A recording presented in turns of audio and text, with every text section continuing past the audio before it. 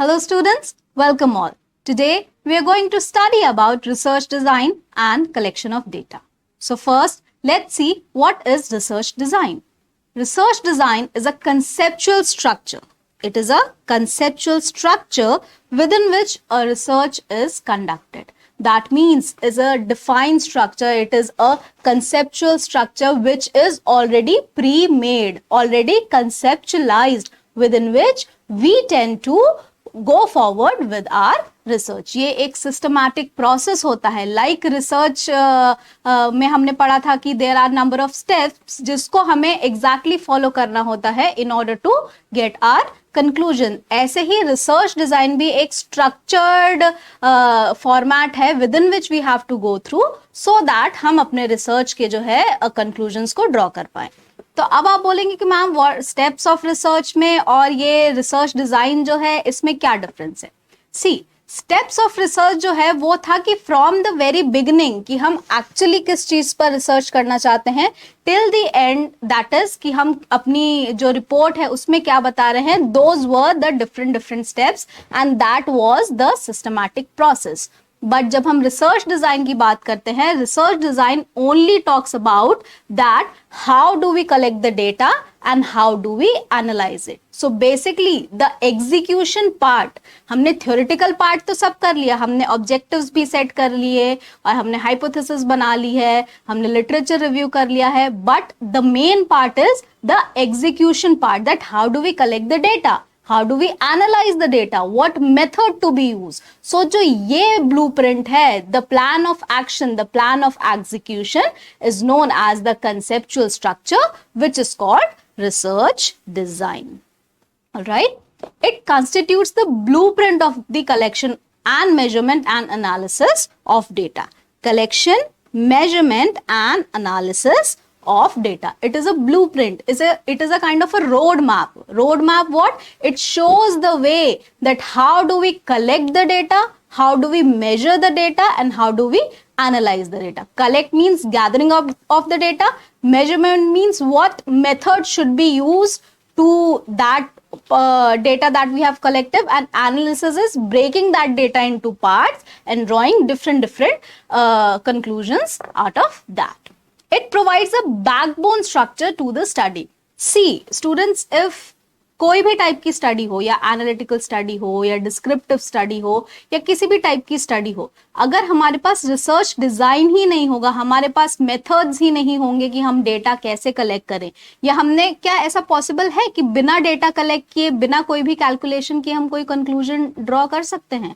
No. So it is the main backbone. जैसे human body में अगर बैकबोन नहीं होगा, will not be able to stand up.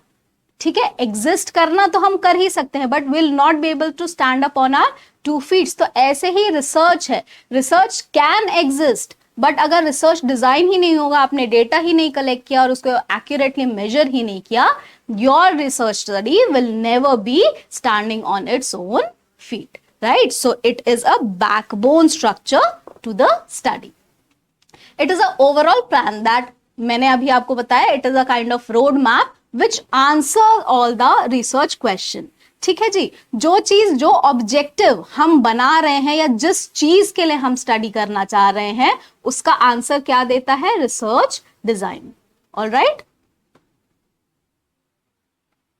So what is the process of research design? What questions to be asked or what things are to be included in the research design? Firstly, what is to be studied? ठीक है, हमको किस चीज के बारे में research करनी है? राइट, फॉर एग्जाम्पल अगर अभी मुझे रिसर्च करनी है कि जो भी पेशेंट्स हैं जिनको कोरोना हो गया था और उसके बाद जब उनकी रिकवरी हुई है तो उनकी हेल्थ में क्या, या तो वो डिटोरिएट हुई है या फिर वो और ज्यादा स्ट्रॉन्गर इम्यूनिटी के साथ वापस आए हैं, क्या चीजें हुई हैं उनके साथ जो लोग कोरोना के बाद रिकवर होकर वापस आए हैं. सो फॉर एग्जाम्पल मुझे इस चीज की स्टडी करनी है. What is the significance of the study? इस स्टडी का क्या इंपॉर्टेंस है? सी, हम कभी भी रिसर्च करते हैं ना तो वो कभी भी ऐसा नहीं होता कि इनवैलिड होती है कि हमने किसी भी चीज पे रिसर्च कर लिया. फॉर एग्जाम्पल कि बारिश क्यों हो रही है, ये सबको पता है कि बारिश क्यों होती है, तो इसका कोई सिग्निफिकेंस नहीं है. कोई वैलिडेशन नहीं है कि मतलब it is a very illogical thing. तो कोई भी इलॉजिकल थिंग के बारे में हम कभी भी रिसर्च नहीं करते हैं। तो research should always be kind of significant to the society or significant to a group of people or area or whatever, but it should have some, it should hold some importance to the society, right? What did prior literature say? अब for example मैंने corona की बात करी, तो हमने पहले ये देख लिया कि हम ये स्टडी करना चाहते हैं कि जिन लोगों को कोरोना हुआ था और उसके बाद वो जब रिकवर किए हैं, तो फिर इस स्टडी का क्या इंपॉर्टेंस है, राइट? इंपॉर्टेंस तो है कि दुनिया में जितने लोगों को अगर कोरोना हो जाएगा तो उसके बाद वी कैन टेल कि ओके, अगर आपकी हेल्थ डिटोरिएट हो रही है तो you can do this, if you have come up with very stronger immunity then how do you sustain in your life forward, ठीक है? तो ये सारी चीजें जो है हमने इंपॉर्टेंस में बताई। What did the prior literature से? जैसे मैंने आपको बताया था व्हाट इज लिटरेचर रिव्यू, कि हमारी स्टडी या हमारे टॉपिक से रिलेटेड पहले बहुत सारे ऐसे लोग होंगे जो स्टडी कर चुके हैं डिफरेंट डिफरेंट एस्पेक्ट्स पे। तो प्रायर लिटरेचर मतलब पहले जिन लोगों ने स्टडी कर चुकी है हमारे टॉपिक से रिलेटेड, हम उसको भी कंसिडर करते हैं और देखते हैं कि क्या क्या चीज ऑलरेडी पहले से ही जो है रिसर्च हो चुकी है और क्या ऐसी चीज है जो रिसर्च नहीं हो पाई है, and we have to find something new out of it. How do we conduct the study, right? और कंडक्शन ऑफ स्टडी का मतलब क्या है कि मैं डेटा कैसे कलेक्ट करूं, ठीक है? डेटा कलेक्ट करने के लिए मैं क्या सैंपल साइज चूज करूं और फिर मैं किस तरीके से डेटा कलेक्ट करूं, है ना? सैंपल साइज मैंने चूज कर लिया, मैं प्राइमरी डेटा कलेक्ट करूं या सेकेंडरी डेटा कलेक्ट करूं, राइट? फिर मैं उसको एनालाइज कैसे करूं, मैं कौन सा स्टैटिस्टिकल टूल उस पर लगाऊं, ठीक है? तो this is how to conduct the study, different different methods and different different measures of conducting a study. फिर नेक्स्ट पॉइंट है व्हाट इज फाउंड। जो हमने सारा डेटा कलेक्ट किया, उसको एनालाइज किया, what is found is what is the conclusion, what is the result of our study, right? जब हम ये निकाल लेंगे what is the result of the study and what now is कि अब हम क्या करें, या तो उसको जनरलाइज करें या तो हम ये देखें कि हमारी स्टडी उतनी अच्छी नहीं है तो we have to review our study again, ठीक है? So these are some of the questions or these are some of the things that we try and sort out while doing the research design, right? Next, what is the purpose of the research design? Why do we do research design? It provides a scheme for answering the research question, ठीक है? Answering the research question. सबसे पहला point तो यही है, हम obviously research design इसीलिए कर रहे हैं, डेटा इसीलिए कलेक्ट करेंगे, एनालाइज इसीलिए करेंगे ताकि जो हमारा क्वेश्चन है उसके आंसर्स हमें उस डेटा के थ्रू या उस स्टडी के थ्रू हम बता पाए, right? It maintain the control to avoid bias. Avoid bias means कोई भी एरर होता है, कोई भी ओमिशंस होते हैं या किसी भी तरीके का बायस है, कोई जजमेंट है, ये सारी चीजें ना हो, बेसिकली किसी भी तरीके की गलती ना हो, बहुत ही ज्यादा एक्यूरेसी हमको मिले जो है हमारे डेटा से या जो भी स्टडी हम कर रहे हैं, इसके लिए हम रिसर्च डिजाइन करते हैं, राइट? अगर हम रिसर्च डिजाइन नहीं करेंगे, फॉर एग्जाम्पल आपको गोवा ट्रिप पे जाना है घूमने, ठीक है? आपके फ्रेंड्स ने प्लान बनाया कि भाई गोवा जाना है, आपने बोला ठीक है भाई जाना है, आपने ट्रेन के टिकट कराए या फ्लाइट के टिकट कराए, आप पहुंच गए गोवा। अब वहां चले गए, वहां तो पता ही नहीं है करना क्या है, कौन से होटल में जाना है, पहले बीच घूमने जाएं या सामान रखें या क्या करें, ठीक है? तो ये क्या हुआ, लैक ऑफ प्लान। तो रिसर्च डिजाइन क्या करता है, एक बेसिक प्लान आपको देता है कि okay, if you have completed one step then second step क्या होना चाहिए। जैसे if you have reached Goa तो सबसे पहले आप होटल जाएंगे, अपना सामान रखेंगे, फिर बीच पे घूमने जाएंगे, राइट? तो ऐसे ही रिसर्च डिजाइन भी एक सिस्टमैटिक या सिस्टम प्रोवाइड करता है कि आपको अपने रिसर्च में कैसे आगे बढ़ना है। It organises the pattern of the study. As I told you कि ये डिफरेंट स्टेप्स बताता है कि कौन से स्टेप के बाद हमें क्या करना है और एक ऑर्गेनाइज करता है। देखिए, कोई भी चीज प्लान्ड होती है that is well organised and well executed, कोई भी चीज अनप्लान्ड होती है। अब आप बोलेंगे मैम गोवा ट्रिप तो हमेशा अनप्लान्ड ही जो है वो सक्सेसफुल होता है, ठीक है? सिर्फ प्लानिंग होती है वो सक्सेसफुल होती है, वहां जाके एग्जीक्यूशन सक्सेसफुल नहीं होता अगर आपने प्लान ना किया हो, राइट? सो ये क्या करता है, हमारा जो भी डेटा है, हमारी जो भी स्टडी है, उसको ऑर्गेनाइज कर देता है, right? It leads to accurate result. जैसे मैंने आपको बताया, अगर कोई भी चीज आप विद प्लानिंग करते हैं तो क्या होता है, आपके रिजल्ट्स जो है एक्यूरेट आते हैं। It gives the optimum efficiency and reliability. What do you mean by efficiency and reliability?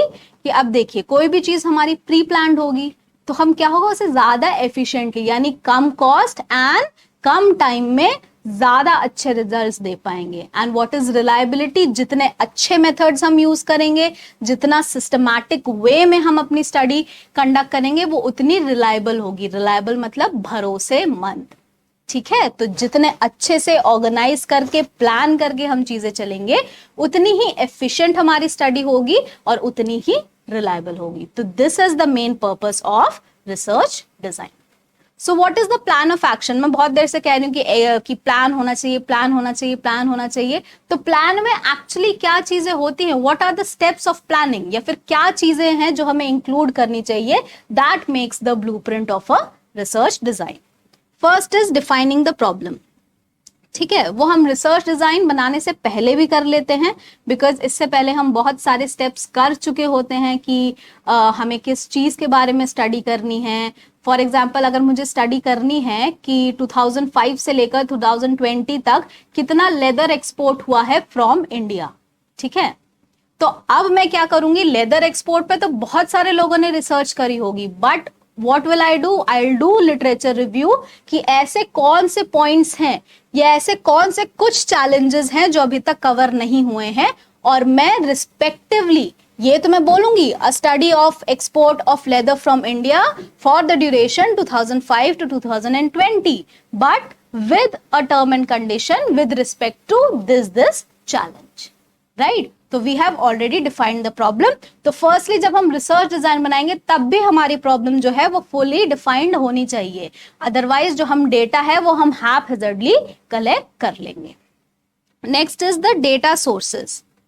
अब फॉर एग्जाम्पल मैंने जो है ये तो रिसर्च कंडक्ट करने का सोच लिया कि भाई मैं लेदर एक्सपोर्ट्स का जो है वो रिसर्च करूंगी, but what are the data sources? मुझे कहाँ से ये डेटा मिलेगा कि लेदर का एक्सपोर्ट कितना हुआ है, कितना नहीं हुआ?